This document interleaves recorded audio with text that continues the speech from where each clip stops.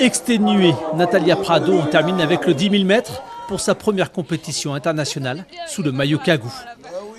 Trailleuse, triathlète, cycliste sur autour d'elle, cette sportive ultra complète a une fois de plus tout donné. Avec une meilleure performance à 37 minutes 48, Natalia, d'origine espagnole, naturalisée française et éligible pour être Kagou avec plus de 5 ans de résidence, peut aspirer à un podium.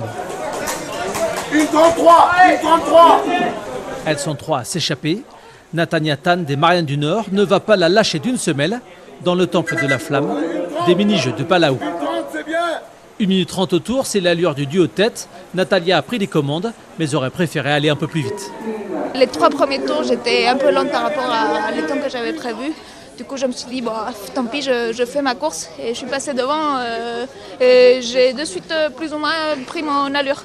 Donc je passais à une 30 tous les tours. Et je ne sais plus trop vers le...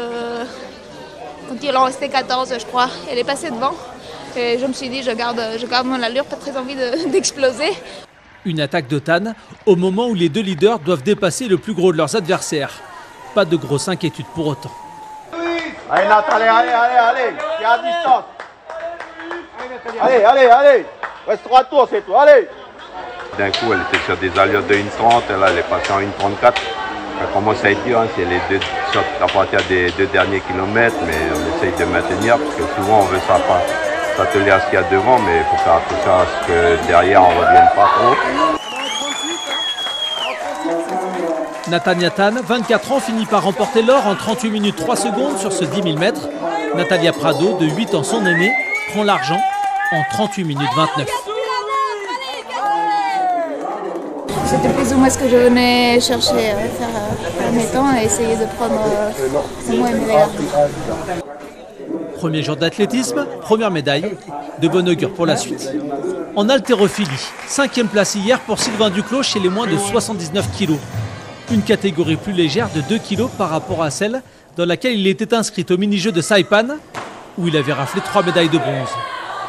Duclos a soulevé 115 kg à l'arraché à son 2e essai, puis 148 à l'épaulé jeté à son dernier essai. Son total, 263 kg, des performances en deçà de ses meilleures références. Je suis arrivé il y a à peine 2 jours là, donc c'était pas évident pour s'adapter au milieu, à l'environnement. Il fait extrêmement chaud et c'est assez humide. Et avec cette nouvelle catégorie de poids, c'était vraiment pas évident aussi la compétition. Là. Je m'en suis pas trop tiré mal à l'arraché.